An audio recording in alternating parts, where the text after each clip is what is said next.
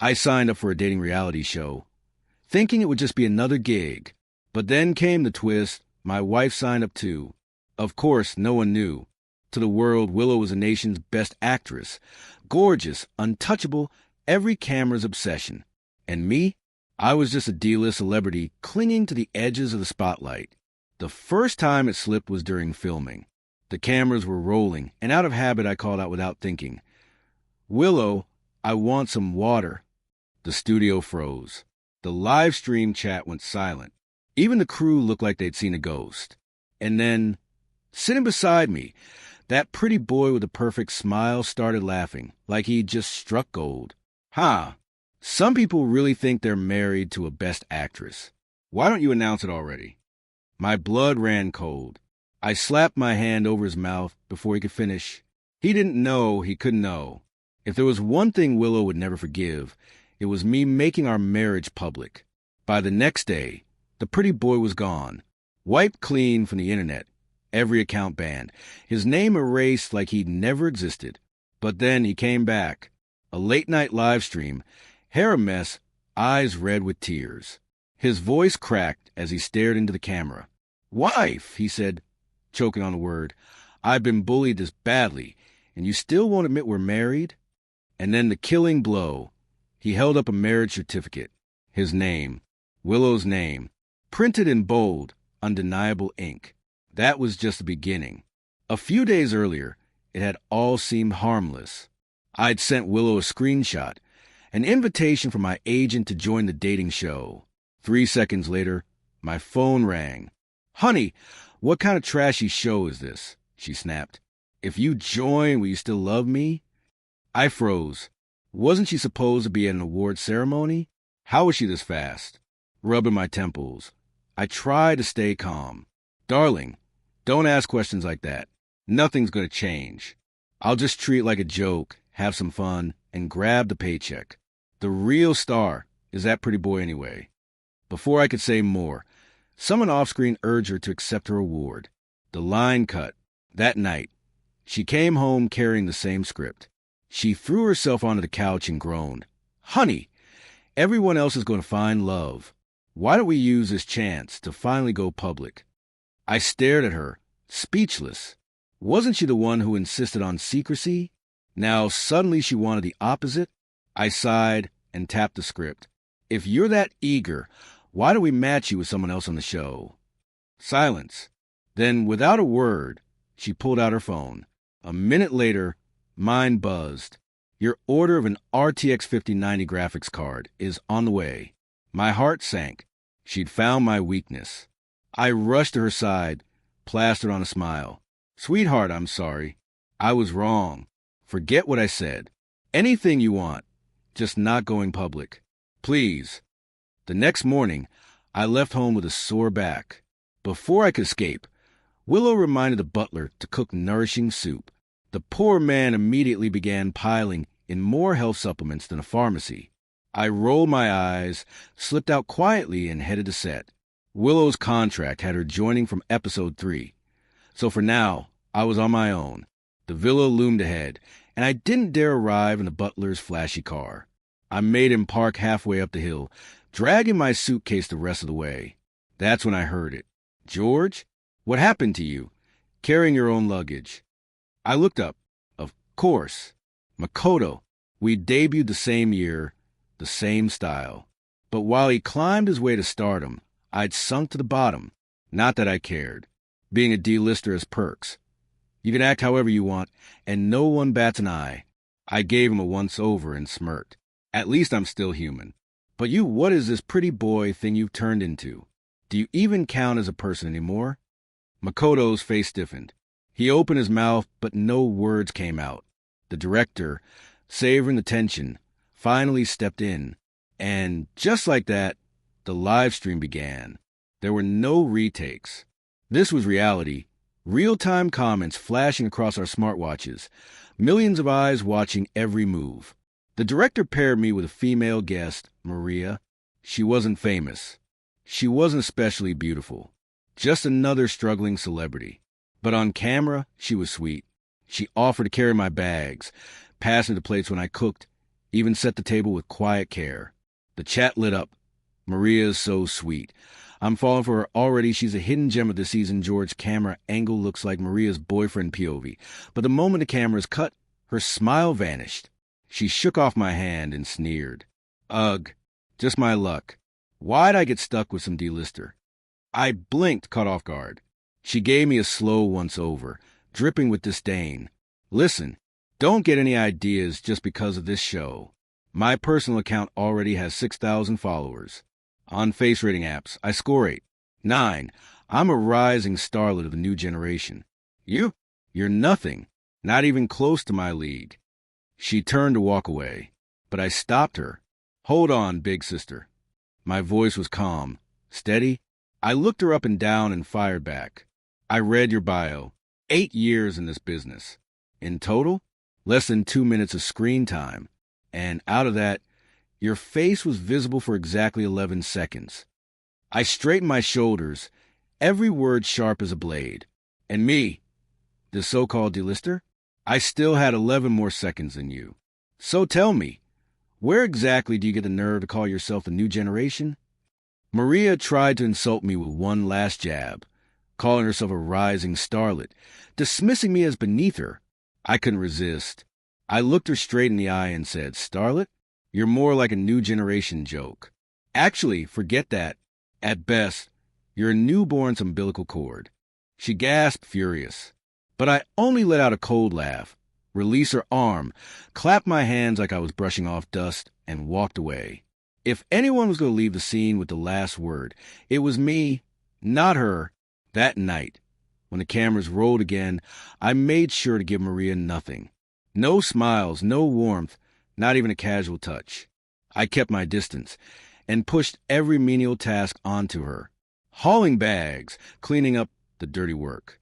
On camera, she had no choice but to endure it all while still maintaining her image as a gentle, considerate starlet. The audience didn't see the act for what it was. The bullet comments flooded in. Why does this guy keep bossing Maria around? She's working so hard. I just want to protect her. What bad vibes? Who does he think he is, acting so high and mighty? When the red light went off, Maria's face darkened like storm clouds. She hissed at me. Just 2 more episodes before they reshuffle the pairs, George. Wait until I get popular. You'll regret this. I dug at my ear, like her words were nothing more than background noise. Passing gas on a windy day. The next day was different, a group activity. We were taken to the most luxurious mall in the imperial capital, Orange Cat Star Trade Mall. The assignment was simple, buy gifts for each other. But the moment I saw the entrance, I froze. That mall was mine. I'd given it to Willow as a casual gift. If I stepped inside, would my carefully hidden identity, as the heir who'd been quietly crashing the entertainment industry, be exposed? Makoto noticed my hesitation right away. His voice rang out, loud enough for the cameras and every bystander to hear. George, why are you standing there in a daze? First time in a place like this? Makes sense you're the type who licks the yogurt lid for leftovers. No way you'd afford to come here. I ignored him, but he wasn't done. From his bag, he pulled out a card, black and gold, gleaming under the lights. He puffed up with pride. Not gonna lie, this is the supreme black gold card. Fewer than 50 exist in the world. Even top VIP clients can't buy one. The vice president of Orange Cat personally gave it to me as a gift. We're basically family. The group gasped. The director practically rubbed his hands with glee. Then we'll trouble Mr. Makoto to lead us inside and broaden our horizons. Everyone crowded around him instantly. In their eyes, Makoto wasn't just a pretty boy anymore. He was royalty. The cameras caught it all. The comments went wild. Holy crap, that's the Orange Cat Black Gold card.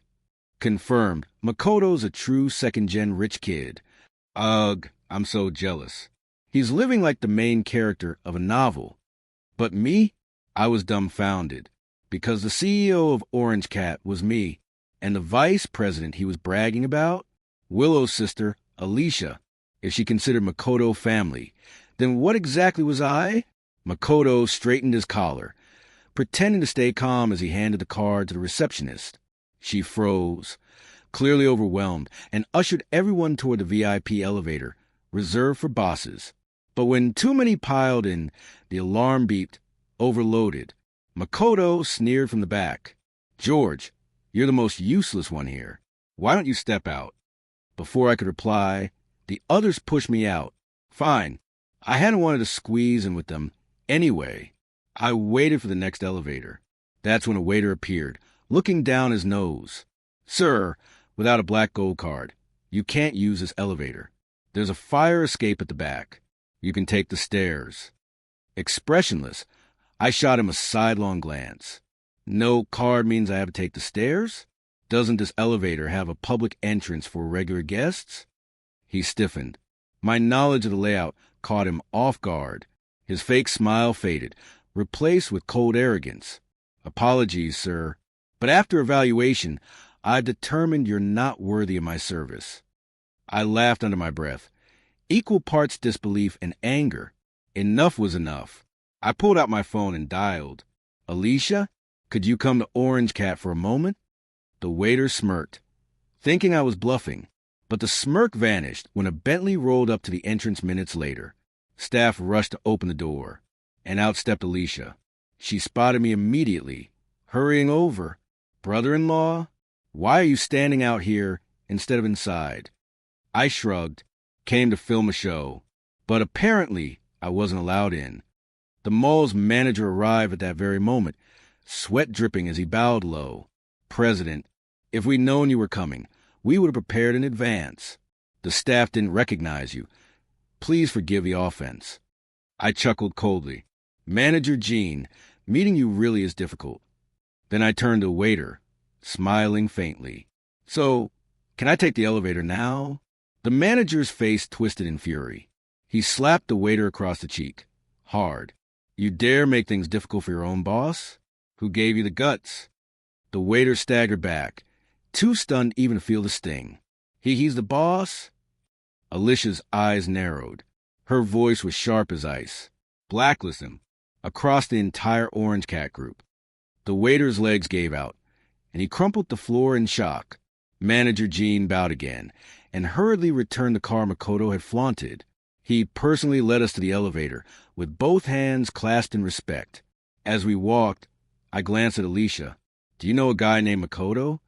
She blinked, baffled. "Who? Never heard of him." I couldn't help but laugh. "Strange. He said that black gold card was a gift from you for your brother-in-law." Alicia burst out laughing, sharp, disbelieving laughter that echoed down the hall. Alicia scoffed at the very idea. That shabby card? As a brother-in-law gift?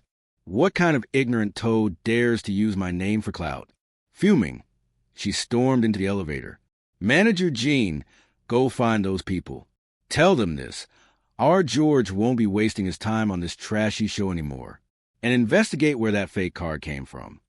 I hesitated about protest, but Alicia nudged me with a knowing smile. "Come on. Big sister will take you shopping. As for the breach of contract fee, I'll cover it." The truth was, I wasn't even worried about the penalty. The production team had treated me like dead weight from the start, never even bothering to call me once. If they didn't want me, fine. I could just as easily wander off with Alicia. But before leaving, Alicia turned back to Manager Gene. Her voice dropped cold. "And handle that Makoto. Otherwise, if my crazy younger sister finds out, she'll blame me for not protecting her little sweetheart." I rubbed my temples. She was right. This was something Willow could never find out. After a few laps around the mall with Alicia, her assistant called her away for an urgent meeting. She left in a hurry, and I was about to slip off myself, until I heard commotion by the entrance. The production crew. Makoto spotted me first. His face twisted with rage as he tried to charge forward, security barely holding him back. "George, you bastard. You colluded with the manager, didn't you? How dare you say my card is fake?" Manager Gene stood calmly to the side, his voice steady. "Mr. Makoto, the machine has verified it repeatedly. Your card is indeed fake." The crew, stripped of their cameras, shuffled nearby with grim faces. Whispers floated through the crowd. sharp as knives. What a disgrace in front of everyone. He doesn't even have the status, yet insists on pretending. Who's he trying to fool? Makoto heard it too. His face flushed red, veins bulging as he barked back. Nonsense. This card was personally given to me by the boss of Orange Cat herself. She just couldn't reveal her identity, so she let me use her sister's name instead. And just wait, my wife will be appearing in the 3rd episode. Once she goes public with me, every one of you will eat your words. The moment those words left his mouth, the director's face drained of color. Willow's participation in the show was still top secret. Only he knew. And with Alicia's name thrown in, anyone with half a brain could put the pieces together. I froze. Could it be? I'd always known Willow still carried a torch for her first love. Was Makoto the one she'd been holding on to all this time? Back at the villa, Maria switched her allegiance in a heartbeat. Suddenly, she was fawning over Makoto, tending to his every little need. And the bullet comments? They were already buzzing. This morning the cameras cut after the manager showed up. Anyone know what really happened? I heard from a friend Makoto's black gold card was fake. No way, that's impossible. Lies spread so easily. Didn't you see how the crew treated Makoto like royalty? Exactly. If anyone's faking, it's George. He's just jealous. I glanced across the room at Makoto. He was basking in the attention, shamelessly enjoying Maria and 2 other girls fluttering around him. Don't just focus on me, he said with mock modesty. Pay attention to the other male guests too. I'm only here to make up the numbers. If you treat me like this, my wife, no, my partner, might get jealous. The slip didn't go unnoticed. The comments exploded. Did Makoto just say wife by accident? Ah, he's such a treasure. So loyal, won't flirt irresponsibly. I need to know who she is. Is she in the industry? Hot scoop. My brother-in-law's buddy works at Orange Cat. He said Makoto's actually the boss. Holy crap. That explains the card. He must be the real deal. Then the question is, who's the boss's wife? I sipped my milk tea, scrolling through the chaos. The irony nearly made me laugh out loud. The boss? That's me. But now isn't the time to tear him down. Not yet, because if Makoto really was Willow's old flame, I needed proof. Solid proof. Enough to secure my share of everything when the time came. So I played my part.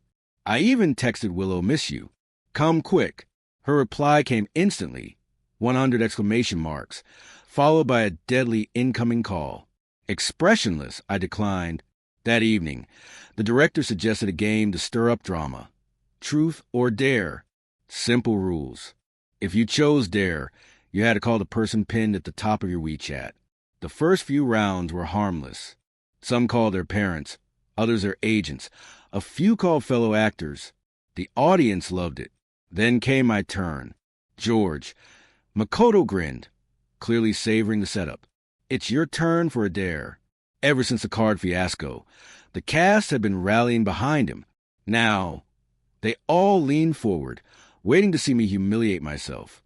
Sure, I said calmly. I opened WeChat, and there it was, pinned at the very top. Willow. The bullet comments went insane. Willow? Is that the Willow I'm thinking of? She's the nation's top actress. It's not weird if he has her contact, but pinned at the top? That's clout chasing. El Mayo, some people will do anything for attention. Makoto burst out laughing. George, your pinned contact is Willow? Ha ha ha. Have you even looked in the mirror? Before he could finish, I pressed a voice call button. The line began to ring. You talk too much nonsense. The room froze, and the audience held its breath. The call connected almost instantly, but it wasn't Willow's voice on the other end. Mr. Wong, Madam is busy. No, Willow is busy right now. Do you want to pass along a message? It was her agent. I knew why. To free herself of this show, Willow had crammed days of work into just a few sleepless nights. She was running herself ragged. A wave of emotion hit me, but I kept my voice soft. Nothing important. Just tell her to focus on making money. Because in the back of my mind, a colder thought whispered, The more she made, the bigger my share would be when the time came to split. The call ended, and right on cue, Makoto's laugh tore through the silence. Hilarious. The great actress can't even be bothered to answer you herself, so she sends her agent to brush you off. The audience ate it up, but not all of them. A sharp-eyed few caught something others missed. Wait, didn't the agent almost say Mrs. Liu just now? Come on. No way. A D-list celebrity like George? Married to Willow? Impossible. Honestly, Makoto's being a bit too harsh, though. Too harsh? Not at all. He's right. She's a superstar, and George is just clinging to her for relevance. Who wouldn't be annoyed? The director noticed the tension tightening like a noose. Before I could snap back, he jumped in, steering the game forward and dragging the cameras to safer ground. Filming wrapped for the day. People began packing up, chatter filling the air. But Makoto wasn't done. He cornered me, eyes burning. George, why do you have Willow's WeChat? I ignored him, shoving things into my bag. But he pressed harder. That was when I let my gaze sharpen, my words dropping like stones. I don't just have her WeChat. I have her home address. I know exactly what clothes she's wearing today. And it wasn't a bluff. Willow had been so drained last night. She couldn't even dress herself this morning. I'd put her outfit on with my own hands. Makoto's face twisted, veins bulging. You're a creep, a stalker fan. Just wait. When Willow shows up tomorrow, I'll have her announce our relationship publicly. Both our fan bases will bury you alive. But I didn't flinch. Why would I? I was the legal husband, marriage certificate, and all. If anyone was going to look like a homewrecker in the end, it'd be him. So I smiled, calm, effortless. Then I wish you the best of luck. The next morning, Willow appeared. Sunglasses on, elegance radiating off her with every step. Even though I thought I was prepared, the crowd's reaction still stunned me. The crew nearly tripped over themselves. Willow, it's really her. Who even got her to come? She never accepts variety shows. I heard she asked to join herself. Maybe it's because of Makoto? The chat exploded like fireworks. Am I dreaming? Willow on a dating show. Goddess wife. Who's her ship? Obviously Makoto. The director scrambled to arrange the lineup. From across the room, Willow's gaze found me. A faint curve touched her lips. Makoto, standing at my side, lifted his hand in greeting. Willow. I almost laughed. He was dressed to kill. Haute couture suit. Hair so plastered with wax, not a strand dared move. He'd gone all in. But Willow's eyes didn't linger on him. Confusion flickered across her face. Then in one sudden move, she took off her sunglasses and stepped toward me. Staff rushed in to stop her. I gave her a subtle look, a signal to hold back, to stay calm. She froze, lips pressing together, but her eyes never left mine. They were full of grievance and longing. The audience had their own interpretation. Willow staring at Makoto. Makoto looks so perfect today. Wait, why does it feel like she's actually looking past him? At that other guy. George, was it? Not this again. Stop trying to make George happen. The director clapped his hands and moved the show along. Next task, a day out at a suburban park for barbecue. Couples would be reshuffled that evening. Guests split into separate cars by gender.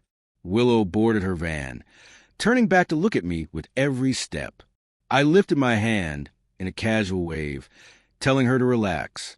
Once we were on the road and the cameras shut off, my phone buzzed. I miss you, hubby. Sob, sob. I want a big hug from my hubby. I snorted and sent back a meme, me pushing someone away. Willow instantly broke down in texts. Why? Why can't I hug my hubby openly? But before I could reply, noise erupted in the front seats. Makoto again. His designer suit was too delicate for the rough car seats. With no assistant around, he ordered the newest male guest to take off his jacket and lay it down for him. The guy refused. Makoto tried to yank it off him by force. That's when I cut in. Don't go too far. If you can't afford to ruin it, don't wear clothes worth more than you are. Makoto snapped like a firecracker. Mind your own damn business. If I want it, he has to give it. But against the two of us, he couldn't win. Grinding his teeth, he spat venom. Fine. When this show's over, I'll see you both kicked out of the industry. I leaned back, calm as ever. Go ahead. I'll be waiting. At the village, cameras flicked back on, and the second they did, Makoto transformed. Gone was the snarling tyrant from a van. Now he was all smiles and sincerity, bowing as he apologized to the same guest he just tried to humiliate. I'm so sorry. I accidentally tugged at your clothes earlier. I didn't mean any disrespect. The audience swooned. The comments poured in, praising his humility and grace. Meanwhile, I and the guests who actually lived through it were left speechless, because once again Makoto had fooled them all. Just as I was about to call him out, the car with the female guests arrived. Willow walked briskly, and in the blink of an eye she was right by my side. Facing the camera, she used her coat as cover to quietly slip her hand into mine behind her back. I glanced down at her. Her eyes and brows radiated unmistakable joy she could barely contain. That was when the bullet comment shifted in tone weight. Am I seeing things? Why does our Ice Queen goddess look so happy today? Why do George and Willow look so perfect together? Honestly, I agree. The more I look, the more Makoto seems off. This guy feels way more natural. Only after the director finished assigning tasks did Willow reluctantly let go of my hand. I said, "Let's go wash the vegetables together, Will." The word wife nearly slipped out, but I twisted it mid-sentence. "Willow." She laughed out loud, amused. The bullet comments burst with excitement. "Ah, so cute. I'm shipping them right now. Doesn't anyone else think Willow looks badass?" And doting, so maybe George really is close to Willow, which explains why she's pinned at the top of his WeChat. While everyone was busy preparing for dinner, I left the sink to fetch more ingredients. Turning around, I spotted Makoto squeeze himself into the spot beside Willow. The suburban wind was cold, yet he was still in that impractical haute couture suit. Not warm, not comfortable. Still, he forced himself closer to Willow, saying, "Willow, let me help you wash the vegetables." Willow's expression froze over instantly. Without hesitation, she turned and walked away. Makoto hurried after her. "What else do you need to do? I'll keep you company." Some viewers began catching on is this guy seriously not noticing Willow? Doesn't want him around, didn't Makoto say? He had a wife. Maybe they're just keeping their distance on purpose. The comments figured out the top actress usually hates men, but suddenly she's all chatty with George. This has to be some fake smokescreen script arranged by production. Makoto's fans latched onto that theory, finding it convincing. Seeing Willow avoid him like he was contagious and sticking close behind me only strengthened their belief that she and Makoto were hiding something. To be honest, I also felt there might be something there. With Willow's personality, she'd never tolerate a clingy creep. Yet today she'd endure Makoto over and over. Could he really be her crush as night fell, a cool breeze swept the park? Everyone sat in a circle around the grill. I draped a blanket over Willow's shoulders, rolled up my sleeves, and turned the meat on the grill. Makoto, now in a change of clothes, squeezed himself onto the seat next to her. I picked up a piece of meat with the tongs, snipped off a small bite, tasted it, and said, "It's cooked. A little hot, though." Then I placed it in her dish to cool. But the next second, Makoto snatched the meat from Willow's plate and popped it into his mouth. Yep, definitely cooked. The chatter around us froze. Even the air seemed to stall. I frowned. Did this man have no shame? Makoto acted as though nothing was wrong, picking up Willow's coat from the side. "Willow, it's cold. Let me put this on you." Willow reacted swiftly, yanking it back with sharp, "Get lost," she even patted it, as though to wipe him off. Still, Makoto kept playing the part of the familiar suitor. "Girls shouldn't be so fierce. Here, let me take a sip of your water, and we'll call it even okay." Before Willow could react, he had already twisted open her bottle and taken a swig. Her face darkened in an instant. Fearing she might slap him in front of the cameras, I quickly cut in. "Willow, I want hot water." She immediately set the blanket down and headed for the van. Her long legs nearly won. 76 meters drew everyone's stares as she walked away. Moments later, she returned with my blue thermos. Makoto sneered, dripping sarcasm, "TSK. Some people really think they're the actress's husband. If you're so great, why don't you go public in shock?" I clamped my hand over his mouth. Did he have a death wish? I refused to go public about Willow being my wife. That was her biggest trigger, and right now she was already at the edge of losing it. How dare he? Sure enough, the next day Makoto was officially blacklisted across the entire internet. The production team was ordered to pause and replace him, and he was forced to pay a massive penalty fee for breaching contract. Both he and his fans were left completely dumbstruck. Chapter 8. Wait, what's going on here? Did I time travel? Or something? I wake up, and the pretty boy is already banned. Breaking news word is a top actress did it. He offended Willow to film Queen Hold Up. Wasn't it just yesterday people said the two were secretly married? Could they actually be hidden enemies? Holy crap, Makoto just went live. Everyone go watch. I glanced at Willow, who was on the phone personally ordering Makoto's ban, and out of curiosity, I clicked into his live stream too. On the screen, he appeared with messy bed hair and an exhausted face. Clearly, he hadn't slept all night. His eyes were red as he said, I was framed. Someone shamelessly seduced my wife and even made her blacklist me. I don't want to live anymore. The bullet comments exploded. Wait, what is wife? Don't tell me he's talking about Willow and who's a seducer. Isn't it George? Don't be fooled, guys. There's no evidence exactly. Hate when people say things half-baked show proof. Or shut up. I thought the online backlash would rattle Makoto, force him to back down. But instead, he sighed dramatically. I didn't want to be so high profile, but since you're all so curious, I guess I'll just have to satisfy your curiosity. I was wondering what other nonsense he could come up with when the next scene stunned the entire internet. From a drawer beneath him, he slowly pulled out a marriage certificate, and on it, 2 names, Makoto and Willow. The internet went wild, but I only smirked, eyes fixed on his self-directed drama, because behind me, Willow, still on the phone, was radiating a terrifying, icy aura. She stared at my screen, her hand clutching the phone, turning pale. I sneered inwardly. That marriage certificate must have been bought off some shady shopping site. Makoto, you just signed your own death warrant. Chapter 9. Makoto thought he was being clever, putting on a self-directed. Makoto thought he was just putting on a show. What he didn't realize was that he had stepped straight onto Willow's landmine.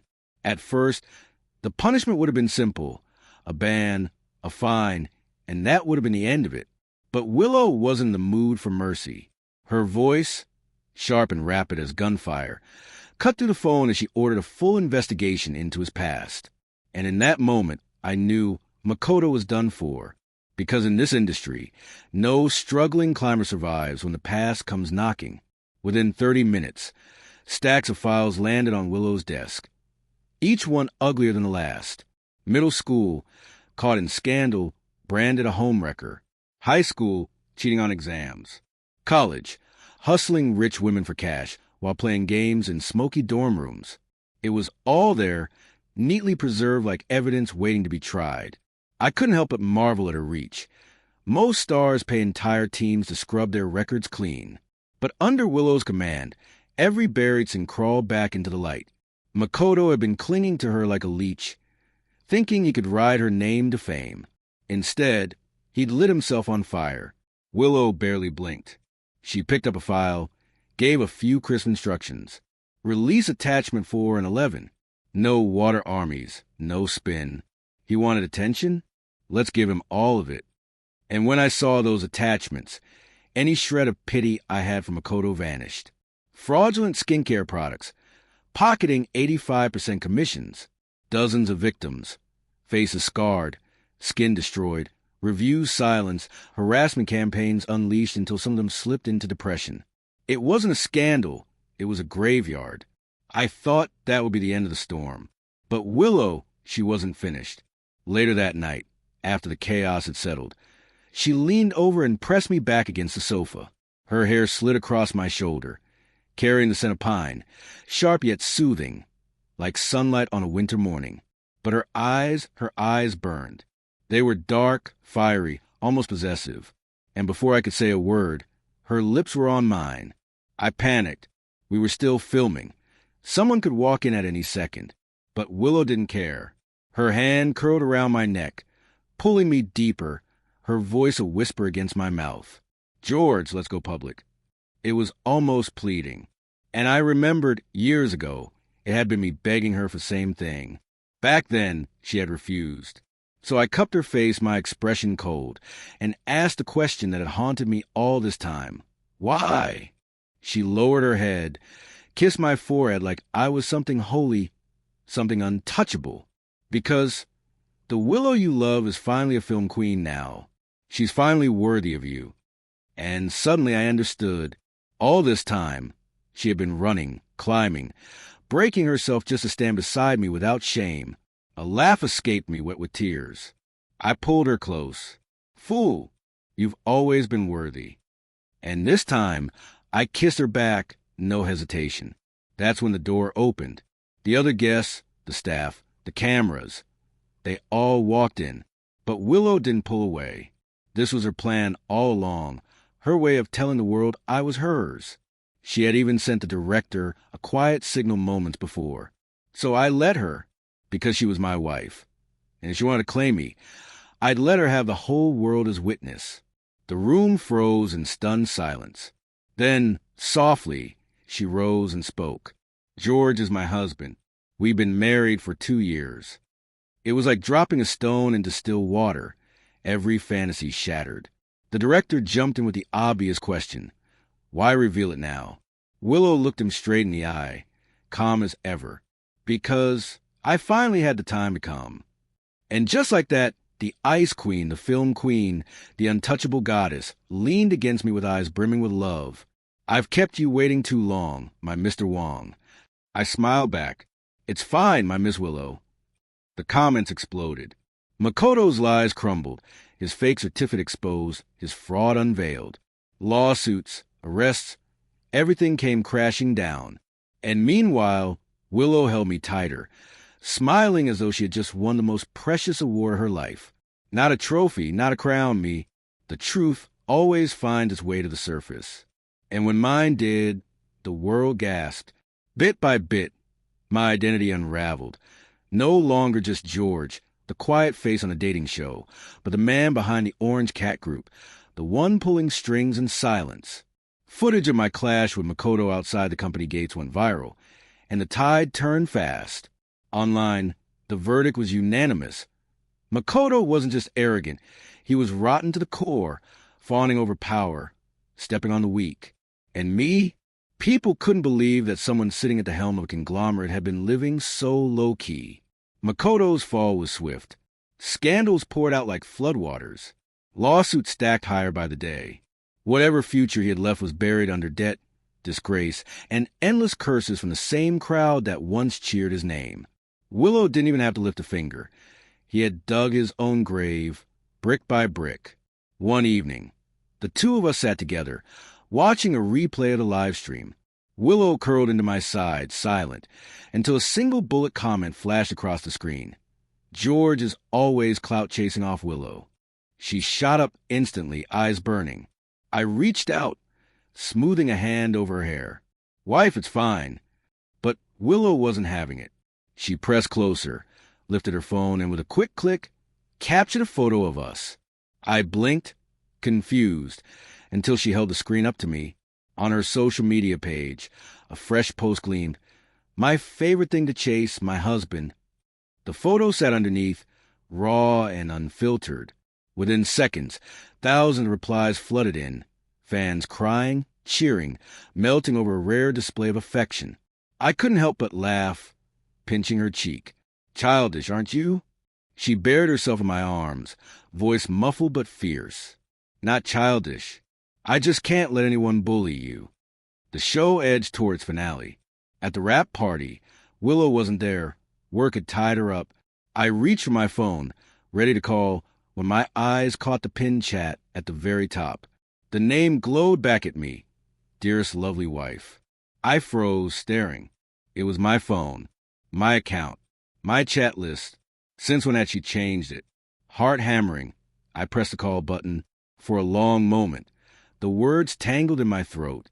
Then, swallowing my embarrassment, I finally stammered, Dearest, lovely wife, what time are you picking me up? On the other end, the roar of an important conference hall spilled to the line, followed by Willow's laughter, clear and bright, cutting to the noise like sunlight. Coming, hubby, moi.